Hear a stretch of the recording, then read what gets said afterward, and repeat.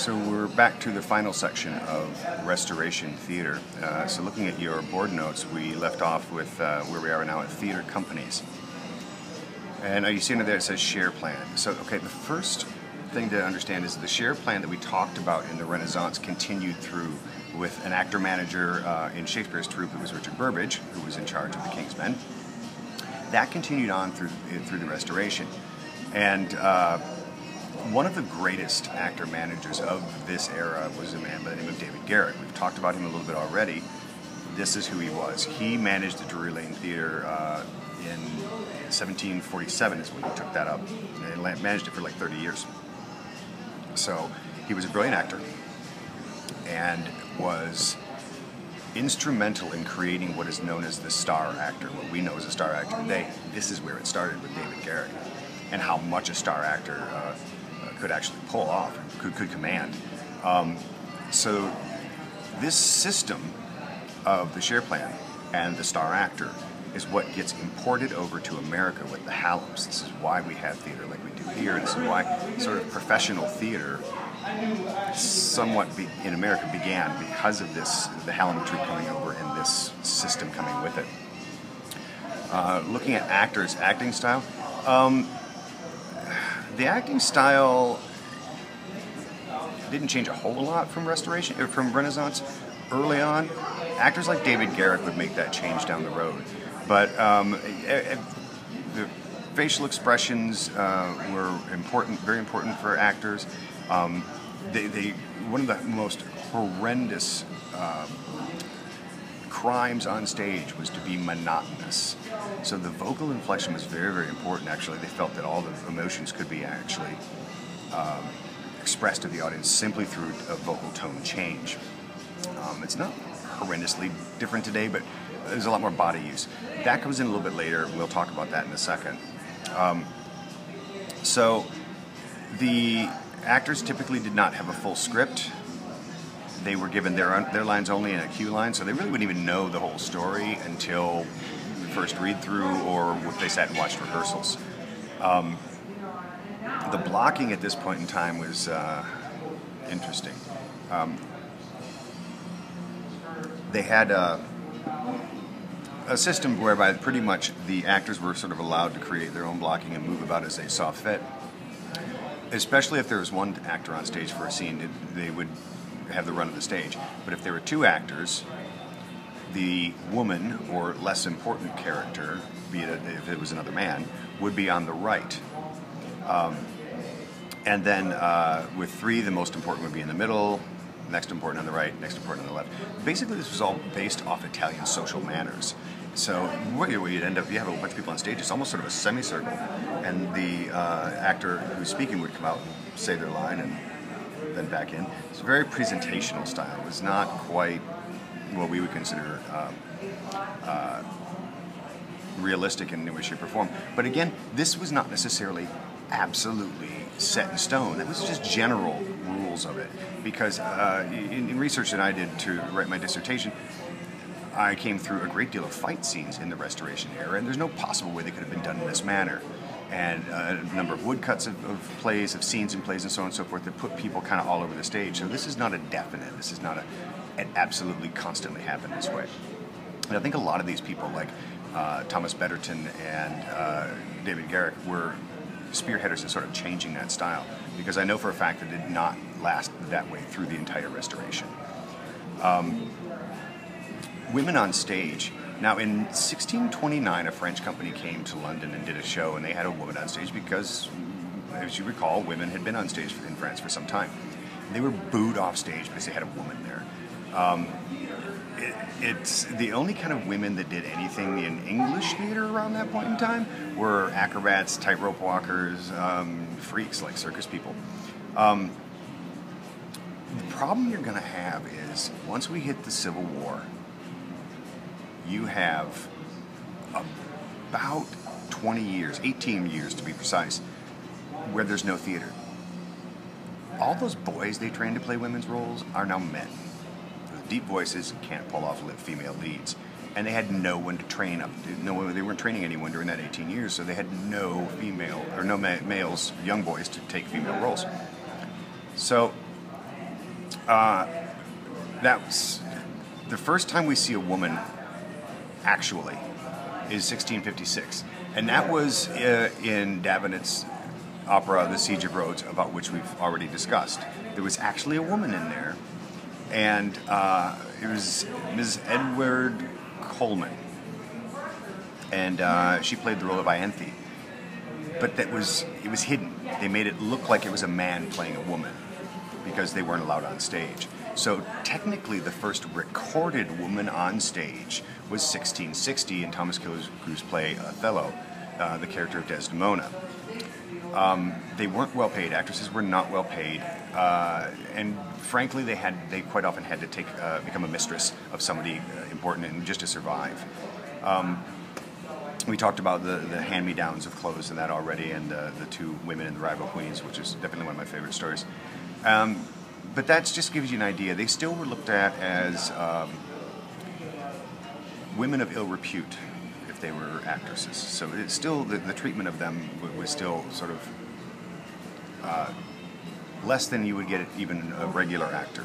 And they certainly weren't paid as well as the male actors either. Now, looking at known actors or actresses, Nell Gwynn is our first one. She's an interesting actress. She started by selling oranges in the theater. There were vendors all over the theater. We talked about that a little bit in Renaissance. And she was an orange seller. And that's how she kind of got connected to the theater. And then she started meeting actors and actor managers, and she became a mistress here and there.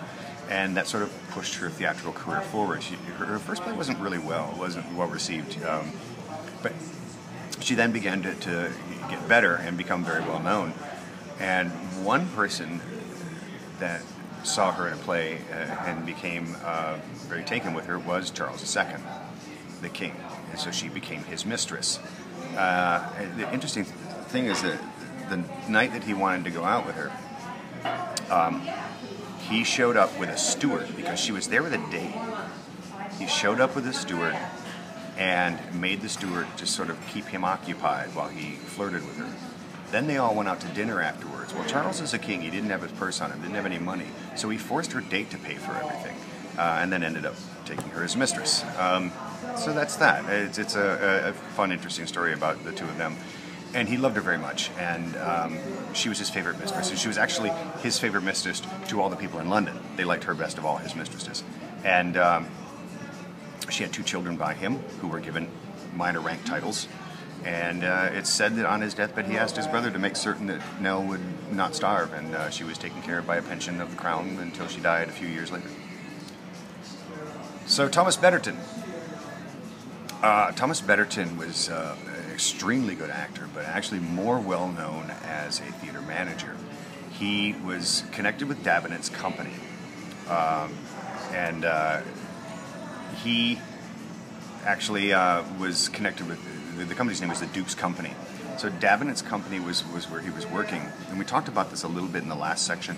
And he worked his way up to be a manager of that company because the Davenants really sort of had a hands-off management sort of style, and they let Betterton and a co-manager sort of run it. And he did so well running this theater that he had an excess of money that he used to be able to pay about, say, 8,000 pounds. I think he had accrued by changing how the managerial style happened. And that's what built the Dorset Garden. We talked about Davenant building the Dorset Garden because the Lincoln's Inn Fields wasn't big enough for his operas. It was actually Betterton, as the manager of Davenant's troupe, that put together the funds to do that. And one of the things he did is Davenant used to give salaries to all of his actors. He cut that and went back to that sort of share plan, gave them shares and said, look, you're going to get a percentage of the profits. That also, however, then makes them want to do the best show possible so they can get more audiences and get more profit out of it. He also did things like to bankers or anyone that they owed money to, he would offer them shares instead of money. And if they accepted it, then he didn't have to pay them back. They were a shareholder in the theater. And quite often, because they knew the concept of if the theater went really well, was very successful, they would even get more money back. So they would take their dividends from their shares and they would reinvest it in the theater. He sort of created that concept. It's the one that we still use today even. It was revolutionary back then. And it was because of that that their theater became so popular. And at one point in time, the two theaters that they had were functioning magnificently. Alexander Davenant came back in and said, okay, I'm taking back over the management, and I'm going to give the management of the theaters to my brother, and kicked Thomas Betterton out of management. So Betterton, of course, got pissed, and so did a number of his actors that really liked how he was dealing with this, and they all walked off. We talked about this last time. That's when the people left the United Company there. That's when the people left there and formed the new theater at the old Lincoln's Inn Fields Theater. They didn't do as well there, mainly because the theater itself was not as sizable. And in about 1708 or so, they sort of reformed back into Davenant's troupe. And they really had sort of a rivalry when they left the theater between the original theater and what they were called the Rebels. So that was also not helping his management of the new theater.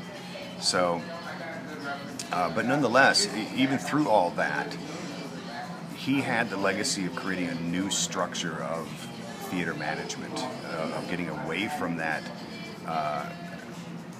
paying salaries, which was in and of itself, that was kind of new anyway. They hadn't done that. I told you they've been doing on share plans since Shakespeare's day. The Davenants decided to try to do this bizarre salaries issue, and it wasn't working. And so Davenant went back to it, and he really revolutionized. It was the investments from other corporations and stuff that really was the kicker. For rich people, nobility, banks, so on and so forth, reinvesting in the theater is what was so revolutionary with his style. Elizabeth Barry is our next one, and her family was sort of middle class, and they had a huge financial loss. I don't know exactly what it is, but it was really going to knock them out of that class level. And so she then went to the stage to try to recoup some extra money. And again, like many of them, her first show or two were not very good, but she then got better, and sooner or later she ended up being one of the top tragic actresses on the London stage. She was loved by the playwright Thomas Otway. I don't know that they were ever actually together as her as his mistress or not, but she did have a man, a lover that she had that was not Otway, and that kind of created this sort of a tension between her and Otway, because Otway would give her a lot of the roles in his plays. But nonetheless, she still died at like 52 years old, never married, but still remembered as one of the greatest tragic actresses on the English stage. Looking at David Garrick, this is one of the most incredible actor and actor managers in this era. We talked already, he was the creator of the star actor concept, and David Garrick managed the Drury Lane Theatre from 1747 to 1777. Also brought in Philippe Jacques de Loutherbourg as a designer, which is what kicked off new innovative designs. Another reason why Garrick is so well remembered, his shows were technically, I mean, theater tech-wise, better than practically anything that was going on at that time, because he had de Loutherbourg. He also did a sort of a revolutionary jump in acting. There was a guy named Lebrun who created this sort of like I think he called it the method to learn to design the passions, was the book. And it was about acting, you know. And he had all this kind of stuff in there. It's like, okay, various emotions are connected to various actions and so on and so forth. So he would have things in there like, if you are to emit horror, your hands are extended before you with all 5 fingers extended, your eyes are wide, this is horror. Right? It was really very, what we would consider melodramatic acting today. And Garrick, you know, he did some of it, but he didn't. He started looking at other ways, Thomas Haywood's style of acting, and some other that really gave a different emotional concept for every character. That's what made him important. Because if you think about it from Lebrun's standpoint, it doesn't matter what your character is, horror is still this, right? He didn't do that. he gave each character a different sort of emotional gamut, an emotional bank, if you will. So it was connected more to the character itself, rather than this set outlays of, oh, sadness is this, and so on and so forth. That was the difference that Garrick championed and really made a stride in acting in general. So he did use the outline of that stuff from The Room, but he sort of mixed it with other things so that, I mean, you can't make a huge jump, completely huge jump, without the audience kind of going, whoa, what's that stuff? I don't like it. Good note about Garrick also, he was one of the most beloved actors. However, audiences at this time, we'll talk about that in a little bit, audiences at this time, very odd in England. He had said something, and I do not recall what it was, but he had said something that was very offensive to the audience. So they refused to see his plays until he came out and publicly apologized to them, and then everything would be okay. So David Garrick came out on stage, and he looked all at the audience, got very quiet. They were waiting for his apology so they could continue to love Garrick's plays. And Garrick looks at him, and he says, "I apologize for nothing," and he walked off. They were so pissed, the audience rushed the stage, tore down all the scenery, started tearing down bits and pieces of the stage itself, and then en masse fled the theater to go down to Garrick's house to tear it down. They were stopped along the way, so that really never happened, but that's how emotional they were about their theater. And I guess that's how bullheaded Garrick was. I kind of like the guy for that.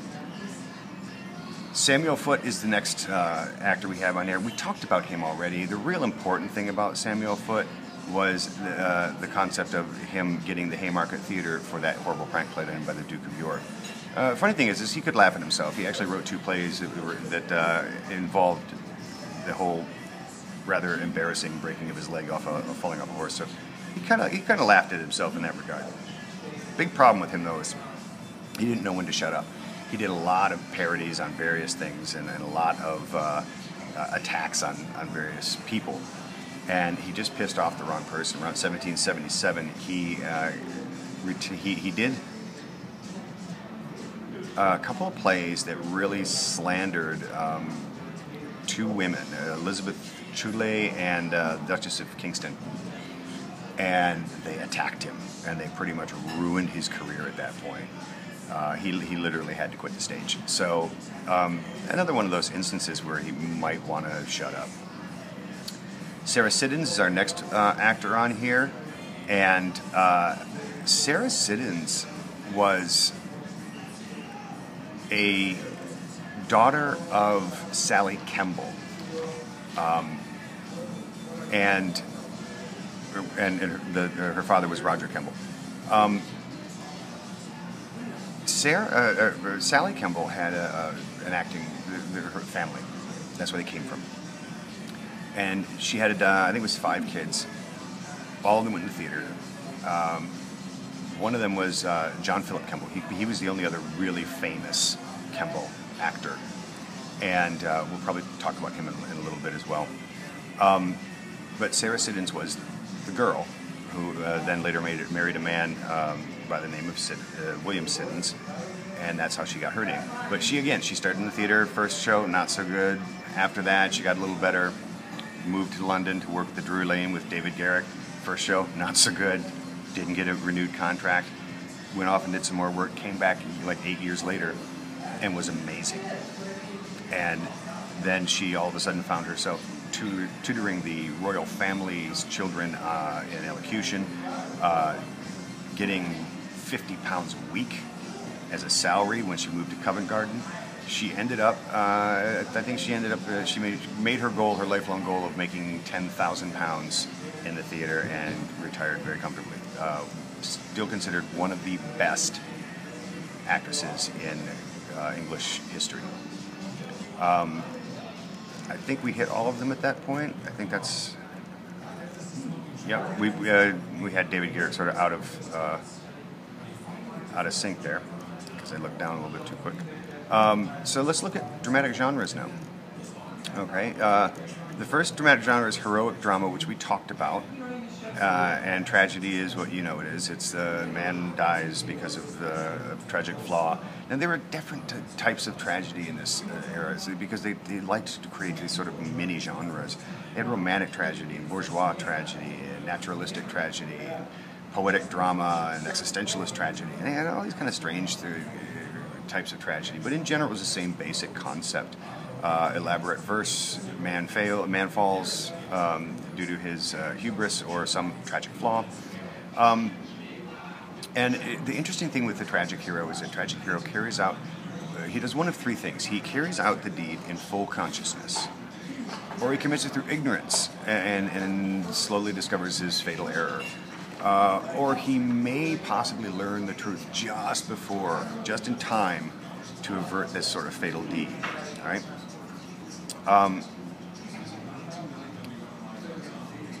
Comedy of manners we also discussed, based on the mannerisms and so on and so forth of the elite, and all of the things that they tend to do, machinations to get what they want, usually women, so on and so forth. We talked about ballad opera and comic opera, sort of a lighter style, like light opera is another term for ballad opera, where they usually have a happy ending as opposed to the tragedy.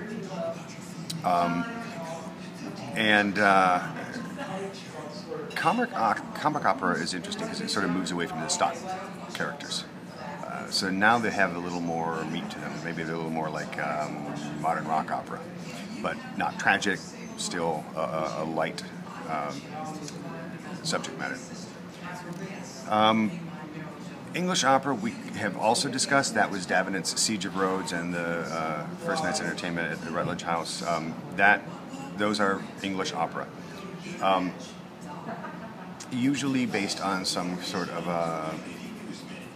legend or like Dido and Aeneas, things like that.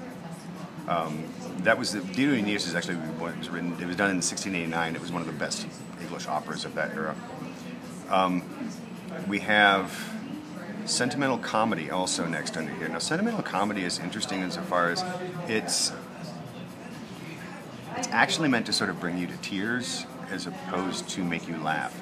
It is man strays and can become evil or a bad person, but they're still capable of redemption, and in the end they'll find that inner heroic person within them, and there it is. So it is a little more upbeat, but so it's still fun and comedy, but it is really intent to be sort of kind of heart-wrenching or touching, as you would. We have afterpieces. Now, the afterpiece was just a small dramatic piece at the end of a full-length play. The reason for this was this. The times of day that these plays were put on, a lot of your working class wouldn't be able to make it till around the third act of a five-act play. So they created these after pieces so that they would feel they got their money's worth. They would come and see 3 acts of a play, and then there'd be an after piece there, which could be a ballad opera, it could be a farce, it could be a pantomime, it could even be a burletta, which is just sort of another jest or trick or joke, so some sort of improvised, almost commedia dell'arte style kind of comic piece. So, and that's what an after piece was. Domestic tragedy is also interesting insofar as it is basically the same concept of tragedy. It simply is based around people of the middle class, which is what the type of tragedy we have today generally, like Death of a Salesman, so on and so forth. They're middle class people instead of the kings and queens or gods and goddesses and stuff like that. Now we look at audiences, and the interesting thing about audiences is the fact that these people, if you didn't do it the way that they felt you should be doing it, they criticized you. There are several accounts of audiences throwing food, yelling at people, jumping up on stage to show you how to do it right. This happened a lot in combat. If they weren't doing the sword fight right, a sword fighter would jump on stage and show them what they're doing wrong, or yell at them. And one of the greatest ones that I knew of is there was a drunken sailor up in one of the boxes, and 5 or 6 guys were attacking the main character, and the sailor leapt from his box to the pole, the posts that were on the side of the stage area there. and slid down it and stumbled to the center next to the lead actor and says, "Come on, mate, we'll take them on together." This is what happened. This is what they did. They got involved in it. They got mad at those. They would throw orange peels at the actors, and they would throw things down at people in the cheaper seats. You know, it's just for fun. So this is kind of what you dealt with as an actor, and it was rich and poor people alike that were involved in this. The interesting thing about this, and you probably won't find this in damn near any theater history book you'll come across. I found it actually in a person's reminiscences and diaries. I was just reading through that for various tidbits, and I found this in there. He talked about going down and sitting at the spikes. Well, come to find out that was the front row. This got so bad with people coming onto stage because they were angry at the actors or whatever had happened. This got so bad that they started putting spikes at the front of the four-stage area, so that if you tried to come up there, you couldn't because you'd be skewered. And so that got to be termed, if you had front row seats and you were sitting at the spikes. So that's what we're dealing with audiences in this era. It sounds exciting and really fun. Wouldn't mind trying it once or twice. Anyway, that is the end of English Restoration, and we'll be seeing you next for the next section.